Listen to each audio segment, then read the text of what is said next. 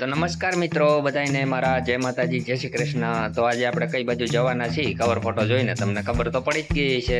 તો હવે આપણે જઈએ મોજ ડેમ જોવા, જે કુદરતી ભેટ આપેલી છે આપને બધાને। તો એની મજા હું લેતો લેતો તમને પણ એની મજા કરાવું। તો ચાલો આપણે જઈએ મોજ ડેમ જોવા માટે। તો જોવો મિત્રો, આવો કંઈક રસ્તો છે ડેમના પારા ઉપર જવા માટેનો। આડી એક દિવાલ પણ દેખાય છે। આપણે પહેલી વાર આવ્યા છીએ તો ગાડી થોડીક નિરાતે હાંકશું। આપને અહીંનો કોઈ અનુભવ છે નહીં। સામે જો કે એમ તો ઘણા લોકો મળે છે, કાંઈ તકલીફ પડે તો મદદ તો કરવા ઊભા રહી જવાના જ છે। તો જો સામે દેખાય છે ડેમનું પાણી, અહીંથી ડેમ ચાલુ થઈ જાય છે। છેલ્લું ખેતર હતું પૂરું થઈ ગયું છે। વાવ, જબરજસ્ત! બહુ મોટો ડેમ છે। ઓ ભાઈ, કેવડું પાણી ભર્યું છે જોવો તો ખરા। તમે કોક દી આવો તો અહીંયા મોજ પડી જાય। જો કેટલા લોકો અહીંયા આવે છે મોજ કરવા। જો કે ડેમનું નામ જ એવું છે, મોજ ડેમ।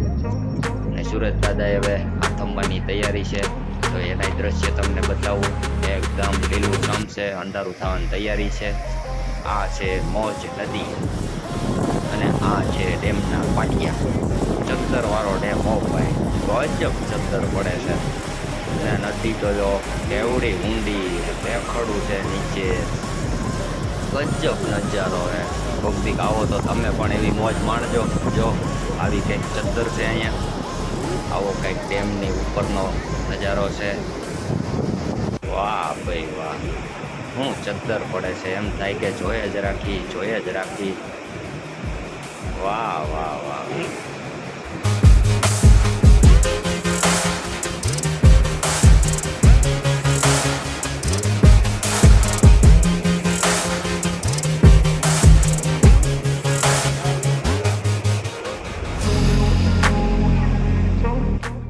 તો જુઓ મિત્રો, ડેમની આ બાજુનો ભાગ જે પાણી ભર્યું છે, જ્યાં નજર પૂગે ત્યાં સુધી પાણી પાણી દેખાય।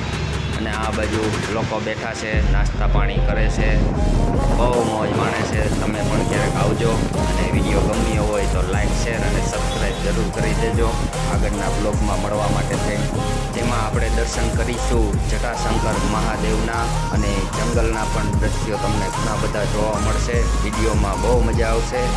તો ત્યાં સુધી બધાને જય માતાજી, જય શ્રી કૃષ્ણ। ખુશ રહો, મસ્ત રહો, મળીએ નવા બ્લોગમાં। Bye bye, Tata.